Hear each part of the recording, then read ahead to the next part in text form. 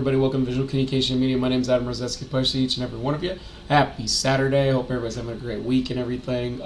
We have a very short time limit, so we only have till about Tuesday evening to make sure everything's done. So we got a short time. So I figured I would start with an earlier lecture. So I'm going to have lecture tomorrow at 10 a.m. Eastern, 9 a.m. Central. That way you have at least lecture for Sunday, Monday, and Tuesday. If you have any questions, comments, concerns, let me know. It should be a shorter lecture because it's the last lecture of the semester or the term, so that should be good. But also, I'll post some last reminders on Monday and everything. If you have any questions, comments, concerns, let me know from there. Any assignment that you want to update, or if you'd like to turn a missing assignment, contact me. I'd be happy to help you out with that. Other than that, let's talk about the last 3 things that will help you out with your assignments, which is visual techniques, which is the last section of your written assignment this week, and it should focus on these major aspects, which is ethos, logos, and pathos. Now, ethos is defined as one's credibility. It's establishing credibility, which allows your audience to trust the messages being presented. Credibility can be established through reputation, career, certifications, word of mouth, and using a source of credibility can also help persuade viewers because of the fact that they have something trustworthy that they know resembles the product or service, that it makes sense that that person is backing it up in a lot of ways.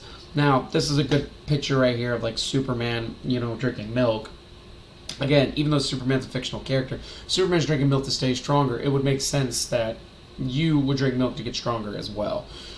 Again, fictional character, but still the concept makes sense. The fact that we're putting somebody as credible as that character right there to make sense, because he is strong and therefore, he's drinking milk to be strong. That's why you see a lot of like celebrities and like people that endorse certain things to give it credibility, and that's the big thing. Logos is a little different. Logos is the second persuasive element, uses logic a lot of times. Once an argument has been established, you have to have, with credibility, you have to present facts to back up your data and back up the reason for that credibility, because you have something that's trustworthy, but now you need data to prove the theory that this is correct. And to be logical, any argument is centered around the ability of an audience to draw conclusions from the information presented.